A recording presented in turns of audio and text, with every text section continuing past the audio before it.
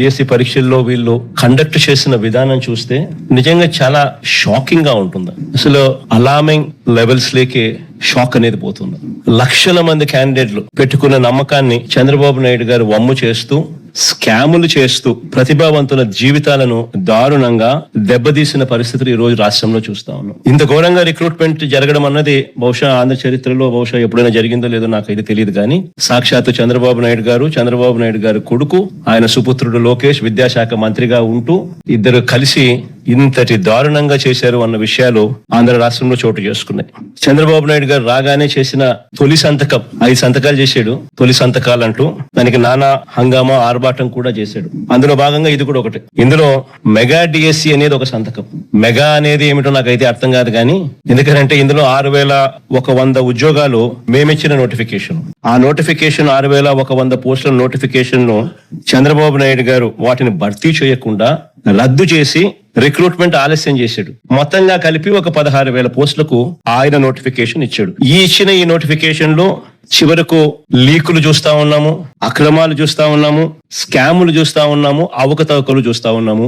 ఇప్పుడు చంద్రబాబు నాయుడు గారి ఈ 16,000 పోస్టులకు సంబంధించిన రిక్రూట్మెంట్ ప్రాసెస్ లో రికార్డ్ అంటాడు, మెగా అంటాడు, రకరకాల పద్ధతులు, రకరకాల మాటలు మాట్లాడతాడు. నేను చెప్తా ఉన్నా చంద్రబాబు నాయుడు గారికి, అయ్యా చంద్రబాబు నాయుడు గారు, రికార్డ్ అంటే ఏమిటో నేను ఒకసారి చెప్తా, తెలుసుకో చంద్రబాబు అని చెప్పి నేను చంద్రబాబు చెప్తా ఉన్నా. వైఎస్ఆర్సీపీ ప్రభుత్వంలో రాష్ట్ర చరిత్రలో గాని దేశ చరిత్రలో కానీ కని విని ఎరుగని రీతిలో ఒకే నోటిఫికేషన్ ఒకే టైంలో 130,000 ఉద్యోగాలు భర్తీ చేసిన చరిత్ర ఈ రాష్ట్రంలో గాని ఈ దేశంలో గాని ఎక్కడైనా జరిగింది అని అంటే అది ఒక్క వైఎస్ఆర్సీపీ ప్రభుత్వంలో మాత్రమే జరిగిందని గర్వంగా చెప్పగలుగుతాను. రికార్డ్ అంటే ఇది అని కూడా చెప్పగలుగుతాను.